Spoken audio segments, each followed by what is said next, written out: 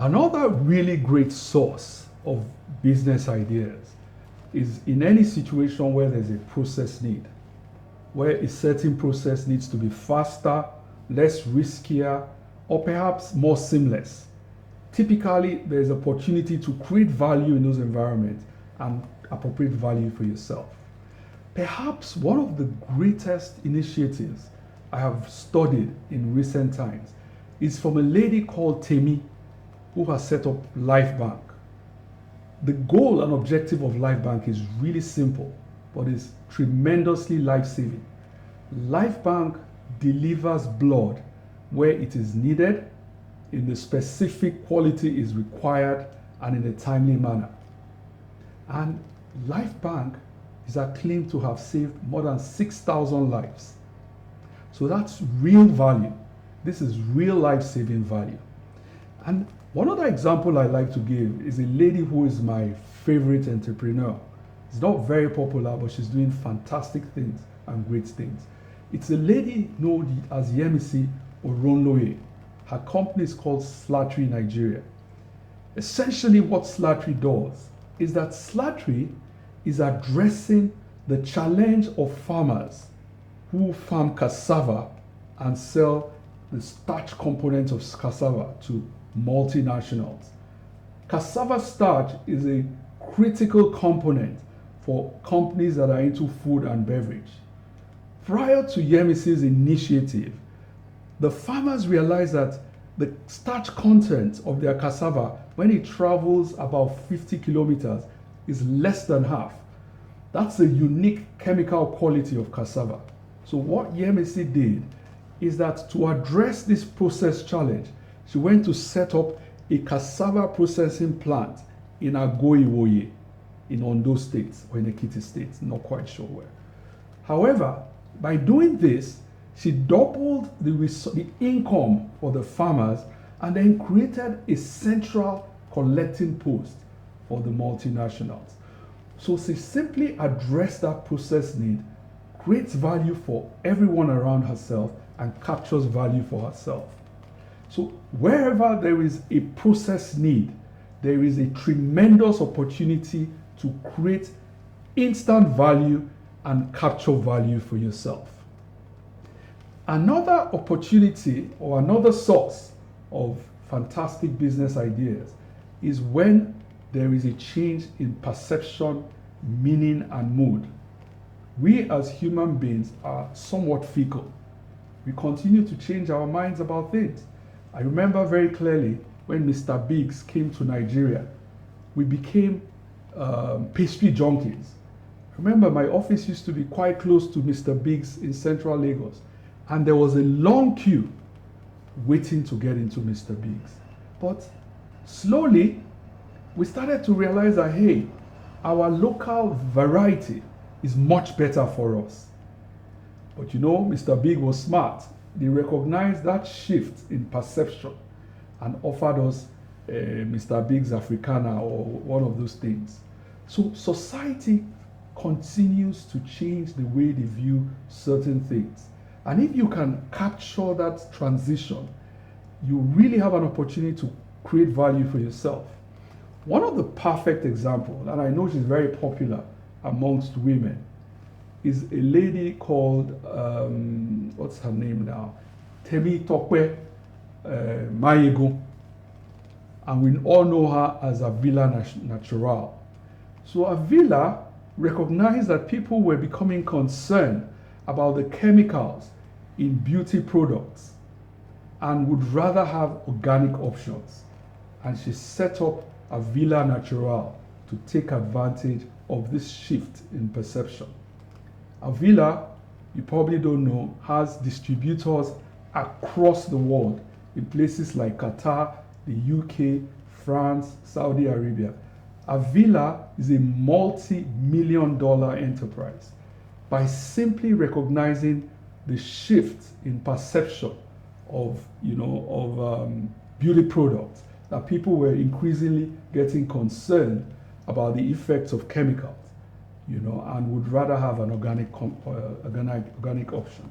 So the thing about identifying opportunities is really about finding where there's, according to one of my professors, where there's a disequilibrium, you know. For instance, have you observed any gaps in the marketplace? Maybe it could be a size gap. You know how Cowbell Milk brought in those small packs and truly took control of the milk business in Nigeria.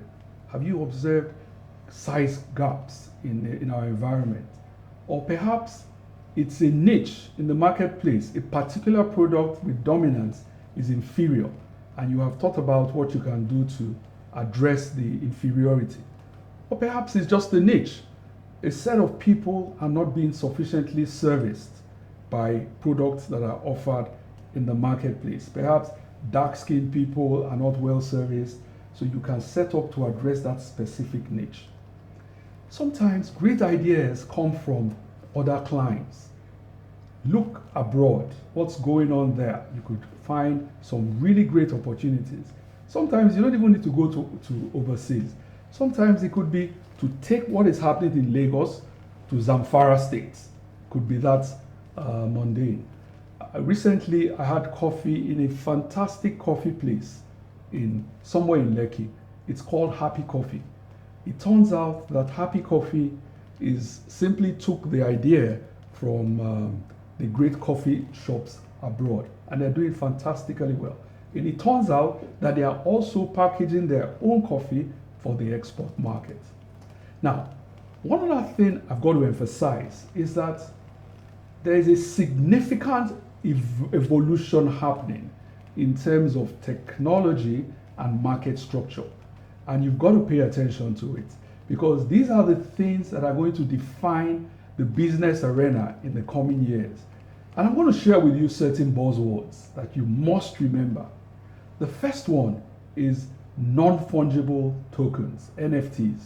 I want you to go and study NFTs, because NFTs today are the equivalent of the internet in the late 80s or the early 90s. The second one is the metaverse. Study this, understand what these things underscore. The third one, of course, you know, are blockchains.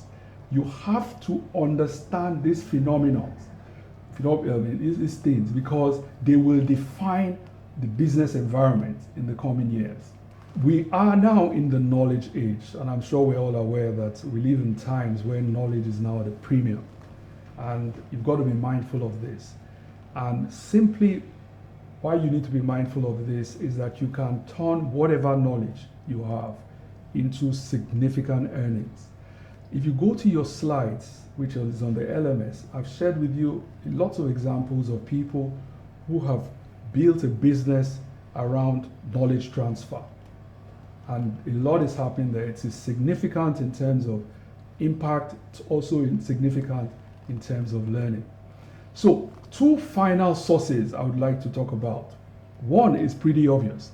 One is that anytime there is a shift in government policy, there are typically winners and there are losers. So anytime there's a shift in government policy, you've got to recognize there will be fantastic opportunities there to truly create value, and then, of course, appropriate value for yourself. And the final source I would like to discuss is what's called the incongruity. What that means is when things don't add up, there is typically an opportunity for value creation. One of the great examples I like to give is some lady I have been following in the last year. Her name is Mira Mitha. She's a foreigner, but she's lived in Nigeria all her life. What Mira Mitha has done really is that she recognized the incongruity in that Nigeria has the largest tomato belt in the world. Yet we import tomato puree from overseas and even Ghana. And as they say, only 20% of the harvest of tomatoes actually gets to your table and your fork.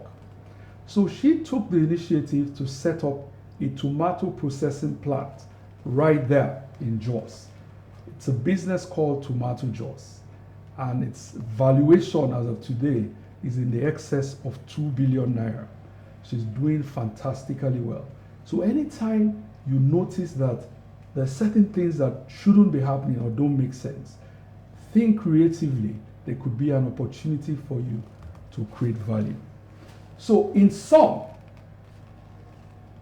opportunity creation is about being creatively alert to issues and challenges in your environment, being self-aware of you as a person, your potential, how your potential addresses certain issues, or how your creative ideas can resolve challenges.